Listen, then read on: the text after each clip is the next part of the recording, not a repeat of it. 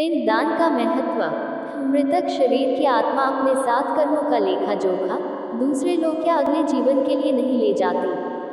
आत्मा अपने साथ अपने कर्मों का ब्यौरा, जो कि एक चिप कार्बन के कण पर अंकित होता है और जिसे चित्रगुप्त भी कहा जाता है।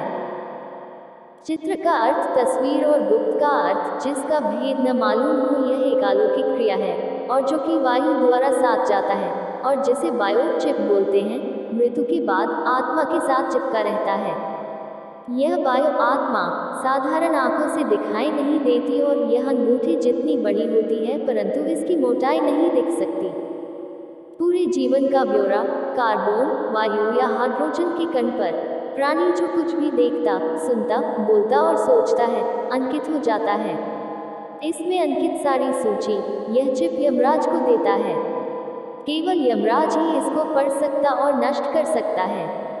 उसे नष्ट करने के बाद ही यमराज प्राणी के कर्मों अनुसार उसे दंडित करते हैं। जब तक बायोचिप आत्मा के साथ रहता है, बायो आत्मा दूसरा शरीर धारण नहीं कर सकती। जब यह चिप बायो आत्मा से अलग किया जाता है, तब शुद्ध आत्मा अपने कर्मों अनुसार दुख या सुख का भोग करके नया शरीर धारण करती है। मृत्यु उपरांत बायो आत्मा मृतक शरीर में प्रवेश करने की कोशिश करती है, परंतु यह प्रेत आत्मा मृतक शरीर उसकी अस्थियों के पास वायु में दुखी रूप में मंडराती रहती है।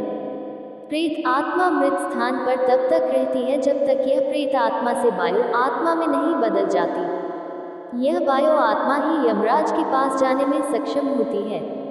इस प्रेत आत्मा को वायु आत्मा में परिवर्तन करने के लिए पिंडदान की आवश्यकता होती है।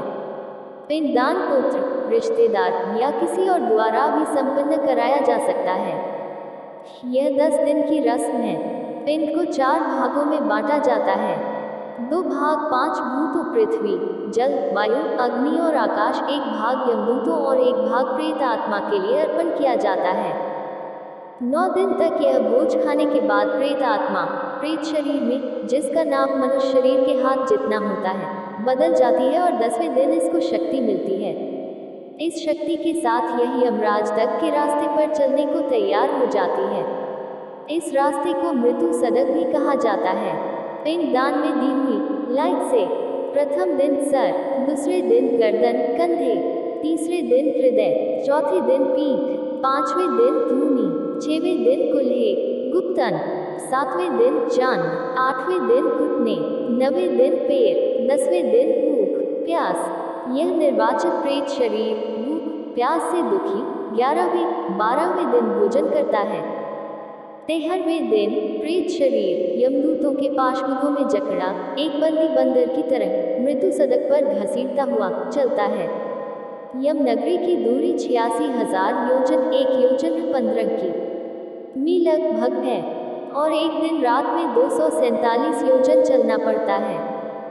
16 पौर रास्ते में अनेक प्रकार की यातनाएं, दुर्लभ रास्ते, भयानक पीड़ाएं, 11 महीनों तक सहते हुए यमराज का राज्य शुरू होता है।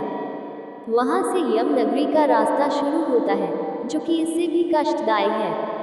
टिप्पणी: कई विद्वानों का मत है कि यह प्रेत आत्मा वायु की सहायता से चलती है और हम यह समझ सकते हैं कि जो वायु प्रेत आत्मा को लेकर चलती है, उसे कई प्रकार के वातावरण जैसे बदबू, नदी, पहाड़, ठंड, गर्मी, जानवर आदि के पास से निकलना पड़ता है।